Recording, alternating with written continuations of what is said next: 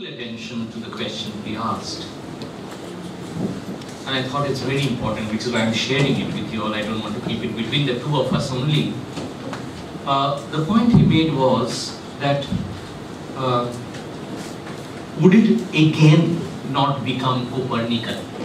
And if that is the point that I have tried to make, Copernicus and Kepler, if you move from Sophocles, Oedipus, Rex to Bhagavad Gita, and would it again become, oh, this is the text now from which the psyche has to be thought, and that was the text then when the psyche had to be thought, and that text found a kind of universalizing or globalizing, and this text now would turn it around, and would it again become Copernican in a sense? And I thought that's a very important observation, Satish. Not that I have an answer to that question. And the supplementary point he made, I think, is also very important, which is why I want to share it with you, is that why does psychoanalysis, or why do we also sometimes look into these quote-unquote great texts to understand ourselves? Could there be minor texts, minor chords, a more maybe subaltern non-texts, from where, quote-unquote non-texts, from where generalizations or mid-level generalizations about the human psyche may be drawn out of. So why does one have to think of text only in one way? So I thought these are two important points, and I asked Satish whether I can share it with you all.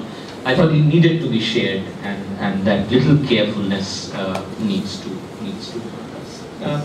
Which also relates, and it helps me to get into the next one, the faith healing part, the sight. If this was a problem of correction of theory, what happens when we actually encounter a site, a space, a practice where things are happening? And that actually takes me to the question of critique. That what is it to have a critical relation? I think what he shared during the break was actually a kind of criticality he was bringing to a momentary obviousness that, well, yes, this is how it could be, and inaugurate critique into kind of a lapse into obviousness sometimes. So this takes me to the next one, and the next one gives the problem a little differently. I will read this part, and then we can do it a little quickly. Now let us move to another map. So if geopsychoanalysis, Derrida's map, the rest of the world, etc., etc., and America, north and south, and then rest of the world. They even leave out Europe, where psychoanalysis was born. And Derrida really laments, come on, how could you forget Europe? But let us now see the map a little differently. Let us take the question of the map inside. Let us see what is our map. What is the kind of map we encounter? And it's a kind of experience that we go through, and what it does to us.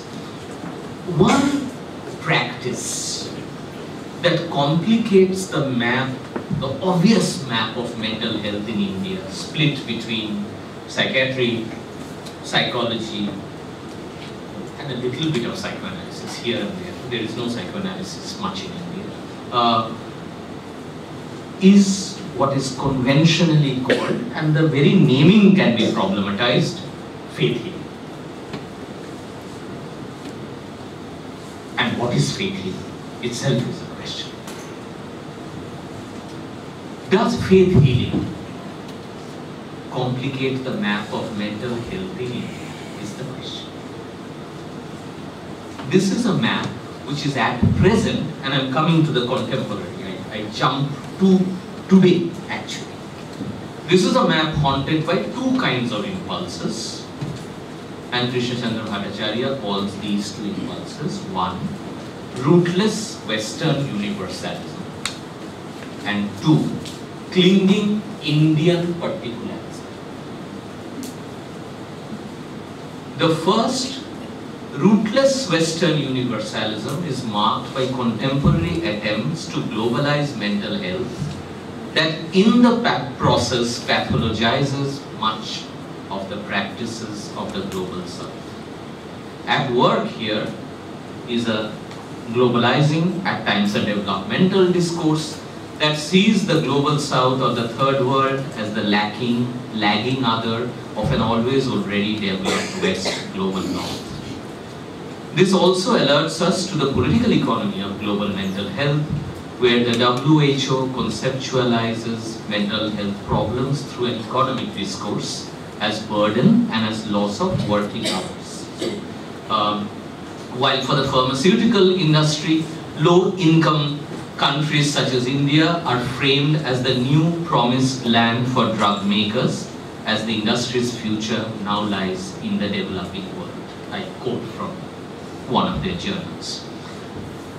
The second, clinging Indian particularism, is an attempt to culturalize mental health, at times be celebratory about processes that mark their particularity in the global South. The danger here, and I'm quoting Krishnachandra Bhattacharya from Swaraj in Ideas again, is of national conceit.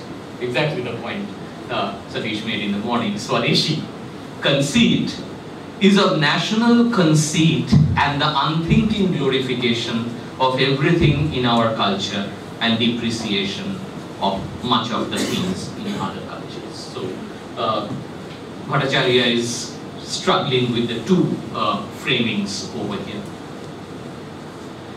Faith healing further convolutes actually the map by introducing a form of service that is not psychiatric, is not strictly psychological, that is not institution-centric, and yet happens in an institution outside the mental health institution, usually a temple or a dargah.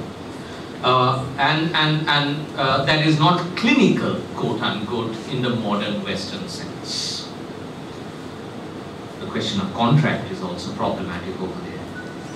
It opens up a mental health map hitherto marked by the dyad of either the institutional and the community, or the psychiatric ward and the individual clinic. So these have been our usual framings, and this site comes somewhere in between, not a midpoint. It also, in other words, faith healing offers not just to mainstream psychology a form of gendered subaltern criticality, a criticality bordering on a passive form of resistant differing. It's not an active differing like Bose does, as if doesn't care, but a kind of passive form of resistant differing. It also offers to existing psychological traditions in India a newfangled quandary. Like, it doesn't know what it is, and that was the opacity argument. That why does it look so opaque to us? Let us examine the two approaches taking off from Krishnachandra Bhattacharya that conventionally determine our response to the site of faith healing. The attitude of biomedical psychiatry has treated this site as backward, as pre-modern, and has wanted to re-diagnose the adherence in faith healing sites in terms of the diagnostic and statistical manual, which is the classificatory system, and quickly treat them so as to relieve them of their somewhat obvious mental illness. It's either hysteria or psychosis, schizophrenia. So they know what it is. In this approach, there is an unexamined admiration of the diagnostic framework and an equally unexamined criticism of faith healing. In contrast, the attitude of cultural psychology has treated this site as offering a culturally rooted method script of healing Healing that has to be understood on its own terms, and own terms is an interesting question. In this, there is a critique of psychiatry and a defense of faith healing. So, and we have had two kinds of position.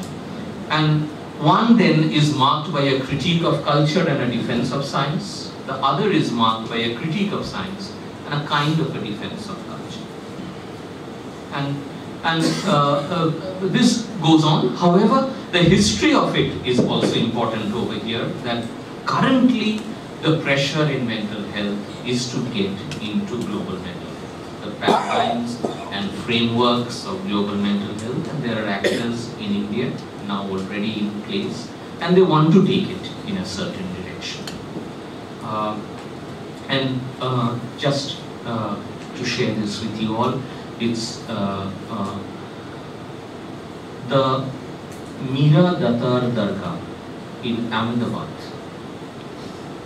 has been taken up as a site where a program has been initiated by, I think, the Gujarat government.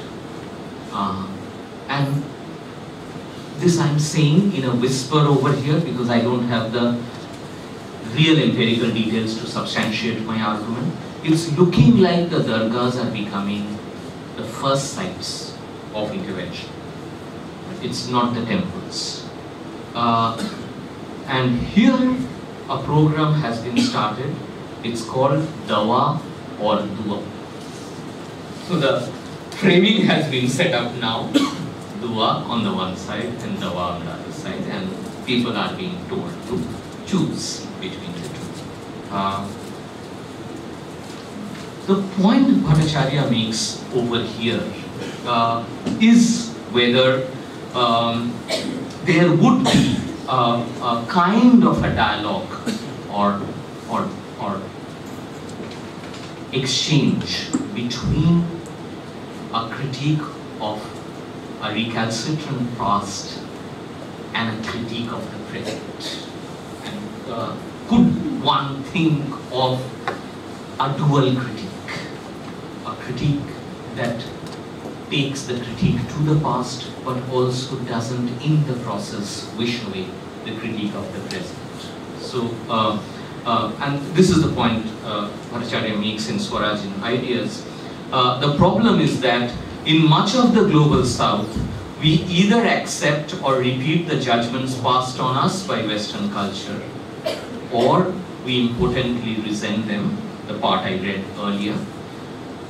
But we hardly have any estimates of our own wrung from an inward perception, this is what he says, of the realities of our position. And this could then open space for a dual critique of both the hegemonic Occident and the Occident's hegemonic description of the Orient. And this is a point I wanted to share with you. And then it becomes a troubled and a tense dialogue between current globalization of certain frameworks in mental health, the consequent McDonaldization of mental health, and local faith-based practices of health and healing that have unfortunately survived in India, survived even in mutation and transformation through colonialism, civilizing mission, welfarism, and developmentalism. So it's a very complicated map that we have inherited at present, and there are issues over here. And because I have spent a long time in Balaji, Mehndipur, Rajasthan, to see the psychological in terms of corporealities, in the public deployment of the shared dance of bodies, in a language game or in games of truth so different from the ones we are habituated to, our psychological imagination or the imagination of the psychological will have to be perhaps extended, deepened in directions hitherto unthought. And this is the point, that there is a problem over there and we don't really know what's going on. The usual description, hysteria, does not suffice. We have often asked each other, why is this site, the site of faith healing, shrouded in such opacity for us? It's not that the site itself that is covered by this cloud of incomprehension. It could well be that the analytical tools we take to the site are dull and blunt. It is the unfamiliarity of the site that makes it difficult for us to comprehend. Our ordinary critical repertoire of positions and premises, not my phone, it's switched off, look awkward and bulky, just as we do, as we sit frozen and stiff in a temple where movement and noise is simply the ordinary. And this then opens up a question for us. In our anxieties, our defensive anxieties, we sometimes convert a purportedly pre-modern site to a modern apparition, because then I can compare oranges and apples. As long as there are horses and oranges, it becomes very difficult for us. Only to make modern critiques, sometimes critiques of the modern applicant. So do we also play with that site a little bit, or with that experience, to make it amenable to our language and our idioms? The evaluative and judgmental frame of the global mental health discourse will be all too happy if we unleash modern critiques, not critiques of the modern, perhaps, to all surviving local faith-based imaginations of health and healing. At other times, we make purportedly modern entities into pre-modern apparitions. And this is the risk I wanted to share with you. I was in Balaji Mehndipur, and everybody in that temple was saying, this is an 11th, 12th century temple.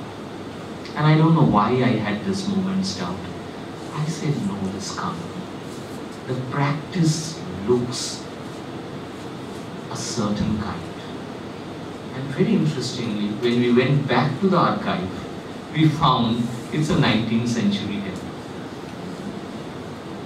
And the practices looked, and I'm saying this with a little caution, the practices looked very Christian to me. I thought, no, this will not be an old temple. And then we thought, okay, let's test it. And we found it's a late 19th century temple, actually. And I'm not discounting the mythological, that yes, it's an 11th, 12th century temple for the collective memory of the space, etc. That's not the point I'm making. But sometimes what we do is that we may even convert modern entities into pre-modern apparitions. So we may say, well, this is very old, only to make the critiques of the pre-modern or the defense of it applicable. So as if we are converting experience or life to our time, rather than adjusting the first point by Bhattacharya that I made, rather than rethinking time with respect to life and experience. The site of faith healing hence makes us pose questions at critique itself, critique in inverted commas, interrogate critique itself, a privilege that has always resided with critique. On a genealogy of critique. This word critique of political economy, critique of pure reason, critique of practical reason, where is this critique coming from? And why does it look obvious that if we critique, we have done our job? So I'm skipping that part because I'm running out of time.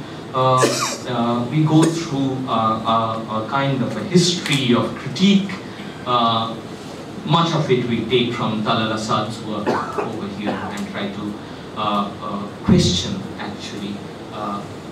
Again, I'm bringing us back to that point that as if critique is the West's prerogative. And this is the first time I'm saying West. I would be very careful in using this descriptor. But as if critique becomes a prerogative or a kind of thing that the West can do. And this takes us then to the question of the culture of critique, rather than the critique of cultures. Critique of cultures is something we are already in, but one can reverse the question, turn the question around, and look at the very culture of critique, from Greek to the Latin and up to the Enlightenment. What is this culture of critique? And why does it look that some can do it and others are the object of critique? So what makes one the subject of critique and the other the object of critique? I'll end with this part with two quotes from Krishnachandra Bhattacharya, and they're troubling quotes. And I'm sharing the troubling part with you all. I don't want to hide it. Quote 1. The ideals of a community,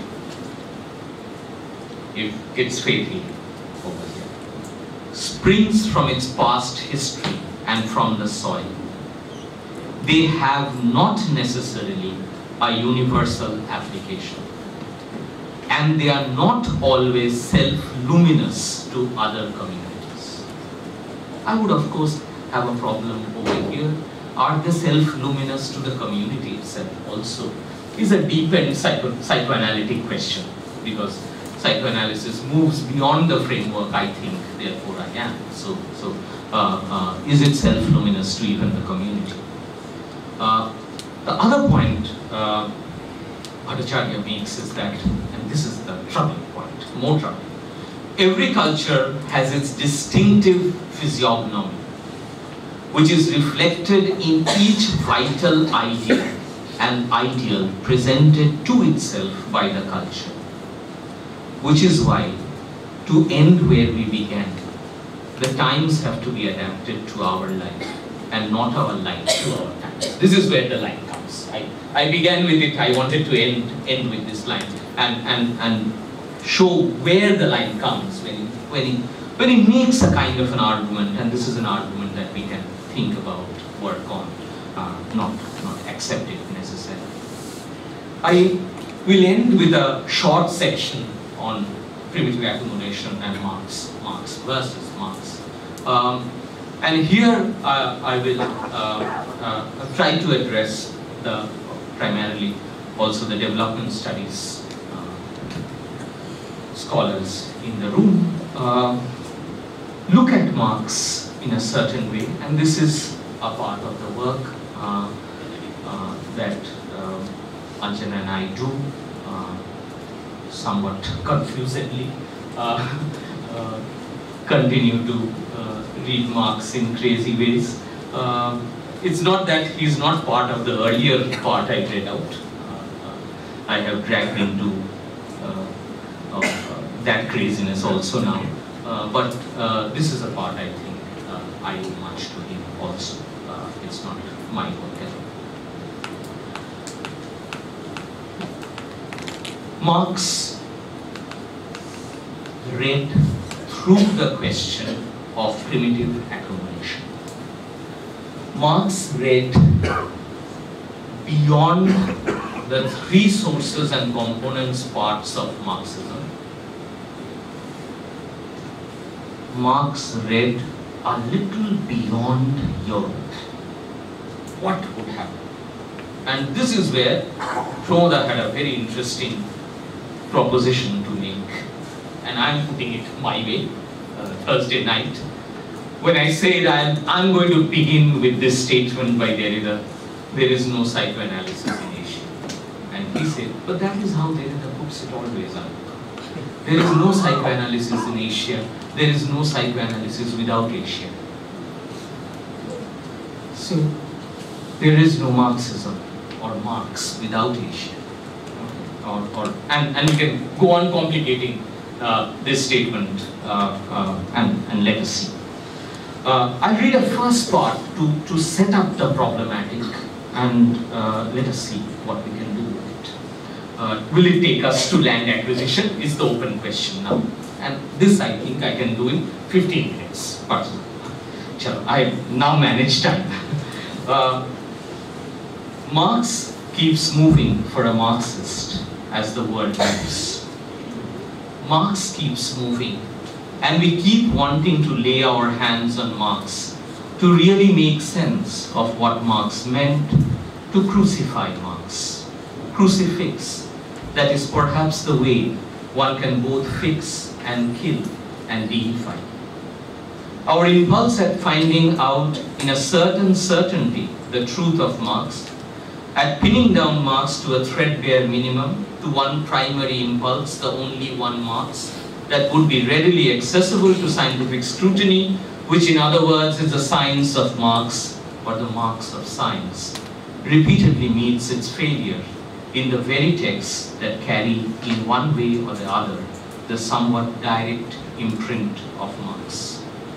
Marx, a number of Marxes, each less than one and never fully one, some present in their somewhat lively presence, some forgotten, some near about dead, some not really alive, not really kicking, and some not definitely dead, each in their own articulation, somewhat spectral, somewhat fluid, occupy the conceptual horizon that goes by the proper name, Marx.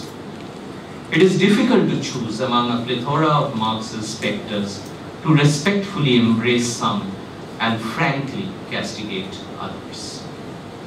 And the angle I want to develop with this preface over here, having problematized the oneness a little bit, is the errancy, the itinerary of errancy in Marx.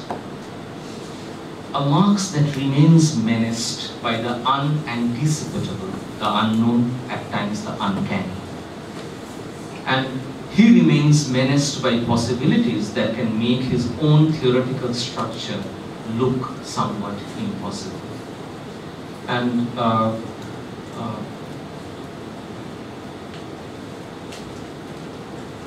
each time, and this relates, and this is a section I thought, let me bring it a little strongly after Satish in the morning put the problem of theory this way, that each time you face a deadlock, you face a problem. The problem of theory is how do we respond to that. Each time Marx faced something inexplicable, Marx issued a warning about his own possible aging and his intrinsically irreducible historicity. Each time Marx faced something inexplicable, Marx went errant. How? One has to show. Engels, Kautsky and Lenin circumscribed the errant.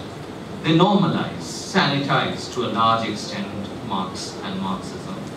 He gets reduced to the three sources and component parts: German sociology, French socialism, and British political economy. And it goes on like this. What I open up over here is the fourth source and the component parts of Marxism. Okay, so the premise is okay now. It's a look into Marx, late Marx actually, and look for and find, not look for, I was not looking for it, find a fourth source. And I owe it to actually my teacher at CSSC, Partha Chatterjee, who directed my attention to this other Marx within Marx. And the fourth source, okay, let me read a little bit. Once we put behind us the dream of effecting a totalization of Marxian thought in terms of his three parts of the world archetype, a world bounded significantly by Europe, the question of the source of Marx's philosophical thinking becomes an open one. This is a quote by Bolivar actually, but I have taken it from Partha Chatterjee's Bengali piece. He was the first actually, I think in India, he would go down as the first who opened this space of Marx way back in 1984. He wrote a Bengali piece and translated Marx's writings on Bengal, on a village in Bengal, obviously done from secondary sources in the British Library, but it is on a Bengal village, so he translated that entire text. It comes in a book called Ethnological Notebooks, which is now available in English. What is here in this late phase of Marx? About, according to a Japanese Marxian scholar, Haruki Wada, about 30,000 pages of unpublished texts, notes. Late in life, after the writing of Capital Volume 1, Marx comes to face something inexplicable and responds to it. And that response is something one can see as theory within. If Bose was theory without, this is theory within.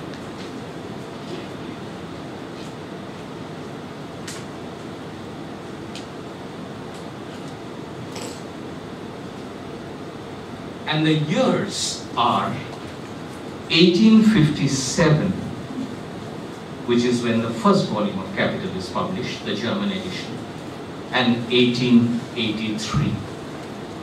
What happens between 1857 and 1883 is the question. 1883, Marx dies on a cold winter night.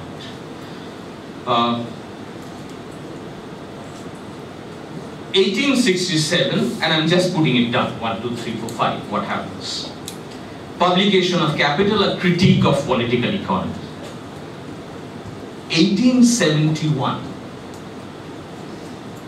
Marx teaches himself Russian. And Russia is for me Asia. Marx teaches himself Russian, and we'll see why Russia is Asia, giving particular attention to the works of a Russian scholar, Chernyshevsky. In a 1870 letter to Engels, Marx praised Chernyshevsky's description of the laboring classes of Russia. He calls it the most substantial book since yours, the condition of the working class in England. And Marx receives material on property relations in Russia, including Chernyshevsky's On Landed Property from Danielson. Marx studies Russian material, asks Harney for information on public land in the US. Two things happen in the middle: failure of the Paris Commune and breakup of the First International in 1872. So two kind of blows to Marx: failure of Paris Commune, and this is a good time for Marx also. Bad time but good time, because there is crisis, and crisis can give birth to something over here. The Russian translation of the first volume of Capital appears in 1872. Marx asks Danielson, who is a Russian, for information on Bakunin's influence in Russia, and he receives Chernyshevsky's letters now. Now what am I doing? Freud-Bose letters we have tracked, and here is an exchange of letters between Marx and Chernyshevsky. And it's Marx who learns Russian. It's not Chernyshevsky who learns German. Between August 15 and the 12th of December, in just about 6 months, 1872, Marx translates the whole of Chernyshevsky's letters into German and makes copious copies for his German friends. Marx, in a letter to Danielson, announces plan to deal with Russian forms of landed property in Capital Volume 3. So there is a there is another space opening up over here, and that's all I'm trying to share with you all. Not the three sources and component parts. There is a hidden, cryptid fourth source somewhere. Marx also requests information on landed property in Portugal,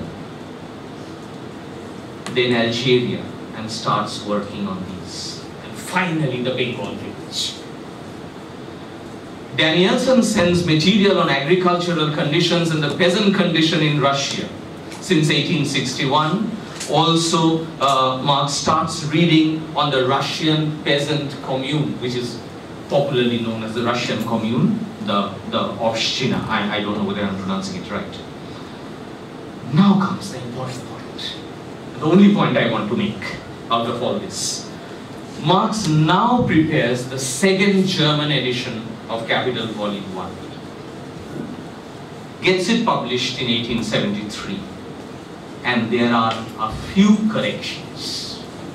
Correction number 1. The deletion of an exclamation mark. An exclamation mark is deleted. What is the proposition to which the exclamation mark has been deleted? Quote, the country that is more developed industrially shows to the less developed the image of its own future. This line comes in the first edition with the exclamation mark. And you've got it now, I think. The country that is more developed will show to the less developed the image of its own future. 2, so the exclamation mark goes, the deletion of footnote 9 at the end of the volume, in which earlier Marx had sneered at Russian communism. He had seen it as problematic. 3, Marx in the postscript to the second edition pays glowing tribute to Chernyshevsky. This is the first time a Russian enters a German text. Marx now read an anthology by Chernyshevsky called Essays on Communal Ownership of Land in Russia.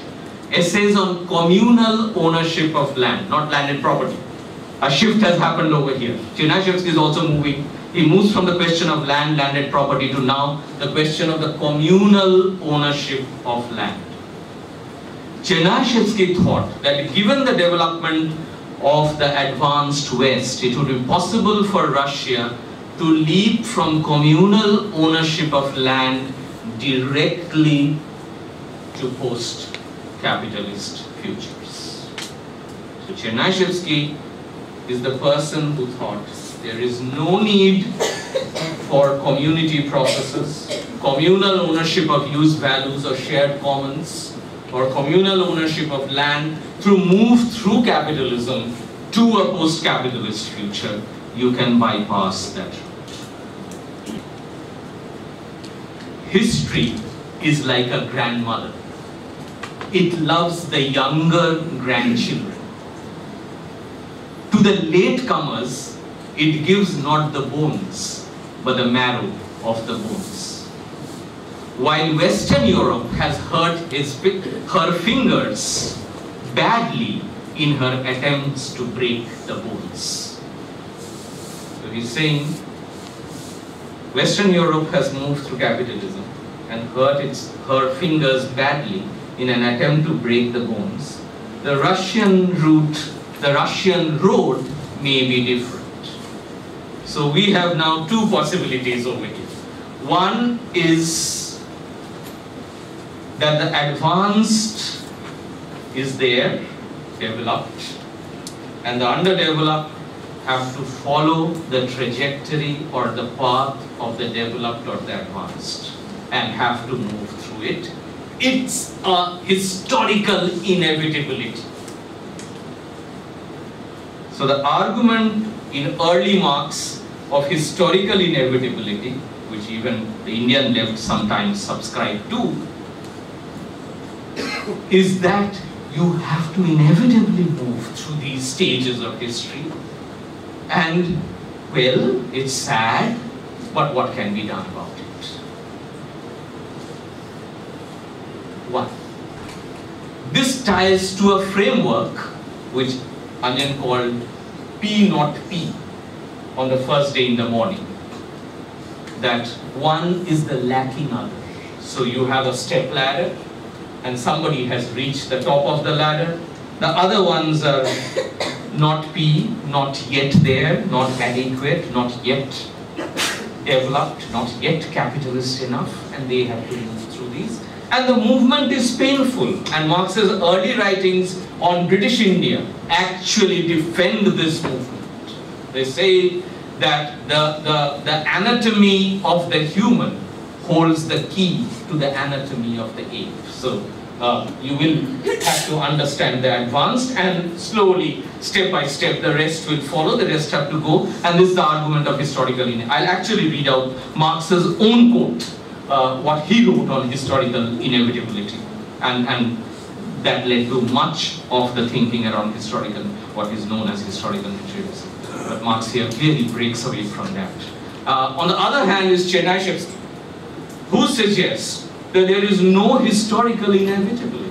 There is no preordained movement. There is no determinism over here. There is no telos. You will move according to how you, what Shomoda was calling the other day, create the social, rather than have the social, or have the future of the social inscribed always already in your present or in your past. So in that sense, a two-fold framework: early Marx, historical inevitability; Chernyshevsky, the Russian Asian, offering a different historical materialism, a historical materialism beyond historical materialism. Go a little into it. And this Marx develops thereafter. I'm not reading that part too much. He continues to collect material, and I think, now share this with you all, call this material from the non-West.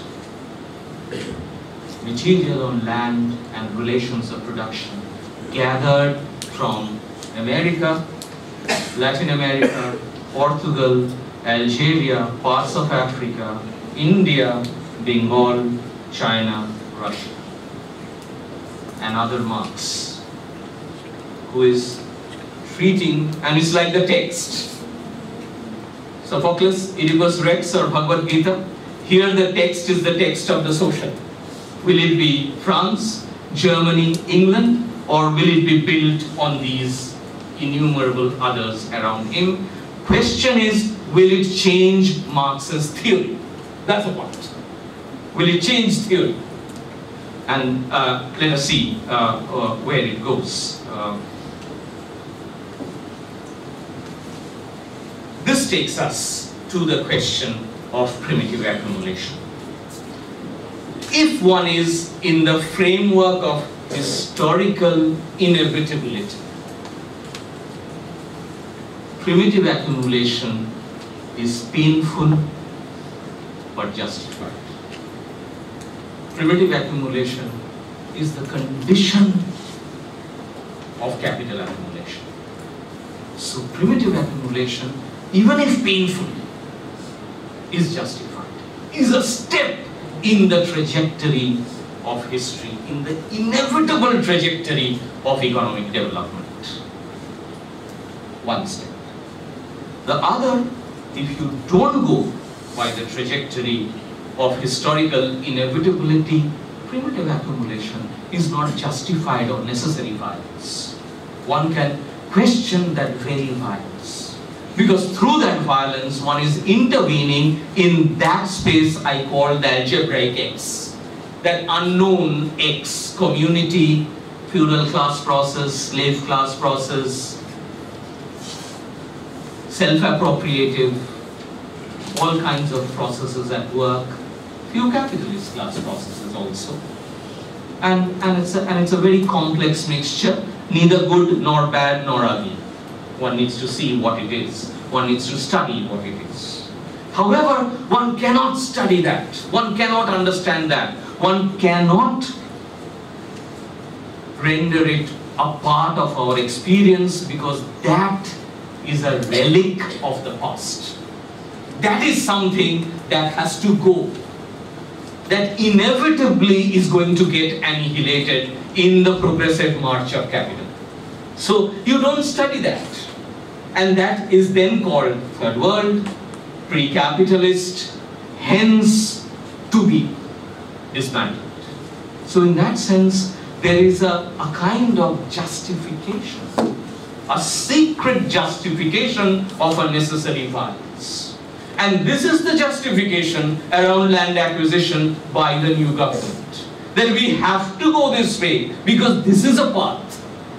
Europe has followed, America has followed, China is following, and we also have to follow. What is the fuss about? If this space and this question is not theoretically posited, and I am making a case for theory of it, that we may have an ethical objection to it, but what is our ethical objection? If there is no epistemology of this space called an unknown X over here, we have called it world of the third, but let us not get into that today, as against third world, which again is a movement, like that, the rest of the world to the world of the rest, trying to move to life forms rather than static and stratified spatial entities. So it's a movement from third world to a world of the third. So, but I'm not getting into that. If you don't theorize that, the critique of land acquisition is only a lament. A necessary lament, albeit, but one needs to show it, and one needs a critique of primitive accumulation to critique land acquisition. So I find the left in a very problematic position. It critiques land acquisition but defends primitive accumulation. And there is a clear contradiction between these two. One needs a dual critique. Critique of displacement, dislocation, land acquisition, and primitive accumulation. Because they are operating on the very same algebraic X. Given this, if we move a little into Marx, the opening that is created over here by Marx, and that is his letter to his Russian comrades at around that time. One letter read many times but not read well enough perhaps is the letter to Vera Jasunic, and that letter marks it. I'll come to that. Let us note what Marx writes in the preface of the Russian edition to the Communist Manifesto. Quote, present Russian communal land ownership can serve as a point of departure for a communist development bypassing capitalism. So there are two Marxes over here. One who marks historical inevitability, and the other, and all of it is happening in the Russian editions, bizarrely, okay, or in the Asian editions. And this opening comes in Marx, and he goes on. Actually, it's really long. I don't want to read it all. But what happens is that Marx finally he writes the ethnological notebooks, which is a compendium. It's a big work, 400 pages, about a compendium of Marx's writings on the non-West. And then he writes what he called chronological notes. And Marx is infamous for writing notes, mathematical notes, chronological notes. It's a massive work by Marx written between 1880 and 1882. 83 is when he dies, leaving this work incomplete. Marx turns attention to uneven development, to non-capital, to the problem of the historical interdependence of people in the different periods of global history. And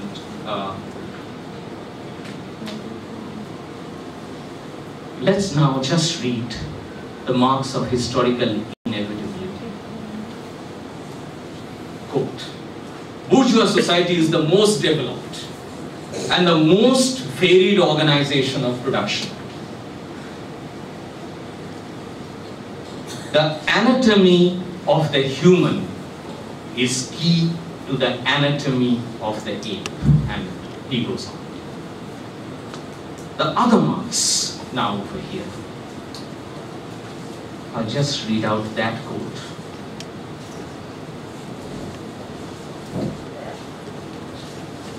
I expressly limited the historical inevitability. This time, he puts historical inevitability in quotation marks. First the exclamation mark goes, and now a quotation mark is put with historical inevitability by Marx himself. I expressly limited the historical inevitability of this process to the countries of Western Europe. It was not a script or a manuscript for us. It was for Western Europe. Why so? We are dealing here with the transformation of one form of private property into another form of private property. The land tilled by the Russian peasants never having been their private property, how is this to be applied in their case? He is asking, how is this to be applied? How is my theory going to be applied to them? Does this mean that the development of the land commune must necessarily follow the same lines to capitalism under all circumstances? Marx writes, certainly not. Everything depends upon the historical background in which it finds itself. Both these solutions are possible a priori, but both obviously require entirely different historical environments. So this is it. I'll end with one interesting turn to this whole debate. As Anjan and I looked into the German edition of Capital Volume 1, we found, and I have played with English and Latin and Greek translations a lot today. As we looked into the German edition of Capital Volume 1, we found Marx had put down primitive accumulation as original accumulation. It is in the English and the Russian edition that it was translated as primitive accumulation. And there is a distinct difference between seeing this accumulation, the violent accumulation, at the very birth of capital, as primitive or as originary. Primitive puts it into the past. Originary drags it into the present. That in every birth of capital in Orissa, there is a Vedanta.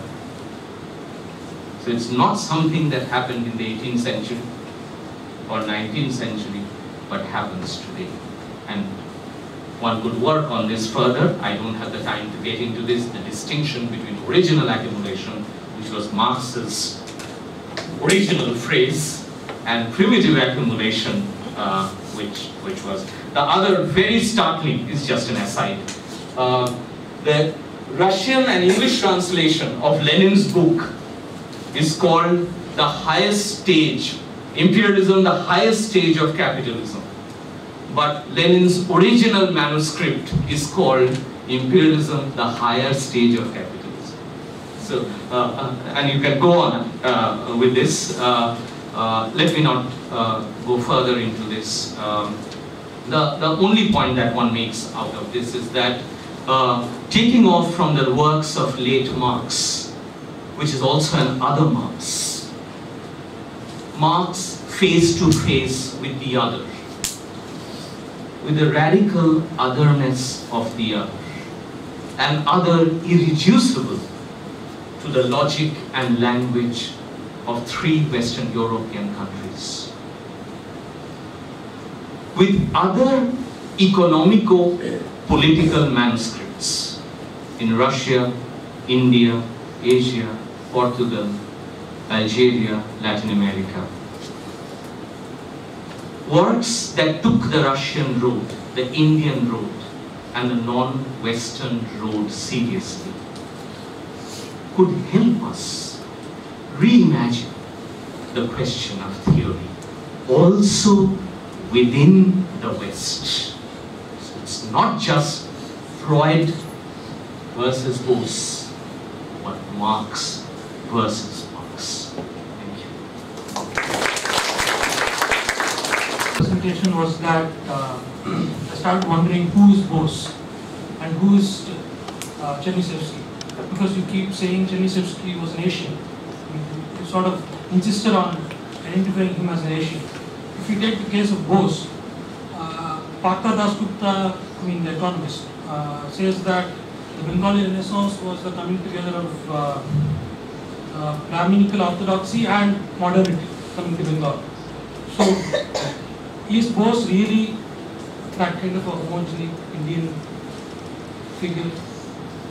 Should we sort of reimagine? Because any kind of Indianness is sort of acute consciousness of, after the acute consciousness of modernity. And similarly with Chernyshevsky, because I think he is the one who wrote the book What Is to Be Done, so who inspired Lenin quite a bit. So again, the Russian intelligentsia was again heavily inspired by the French Revolution. So I'm just posing it because it sort of helps us to realize it better. So I thank you for that. And Satish was saying it in the morning also, you hit a problem, you come up with a provisional theorization, you hit another problem. So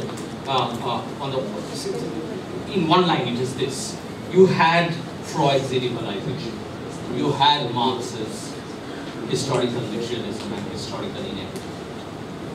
You hit Bose, you open it. And then you hit Bose's chiast entity. He was a chiast. Okay, and I did not get into that today. If you look into Bose's biography, it's clearly chiast. And that creates something over there. Why does he go to the Yoga Sutra, the Bhagavad Gita, the point Satish also made? Okay. Why does he take up these steps? So, in that sense, it creates an opening only to raise further problems. Okay. So, a nascent theorization only to be given up and not to be made a metaphysics of presence. So that is one. Chernyshevsky is similar, that it is a turn to land, peasant, rent, and the possible communal ownership of use values, not exchange values, use values. Okay. So community and shared ownership of use values. It also redefines what is called community in that sense. And Shomada worked on the question of community on the first day, Thursday. So it's an opening. Okay. And don't make it anything more than the opening. Okay. It's just an opening. And let us see where we go from here.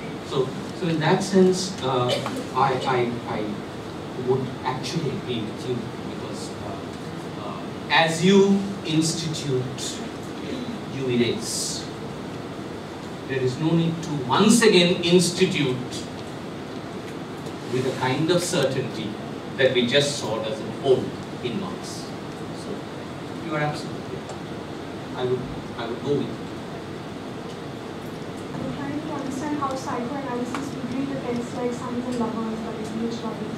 You also mentioned something of matriarchal point of view. The other question is about how psychoanalysis, for example, would look at polyamorous relationships, how we're talking about fluid sexuality, so that kind of explanation and where it posits itself. Third is about the borrowing in India of various kinds of healing, which you mentioned, which is also from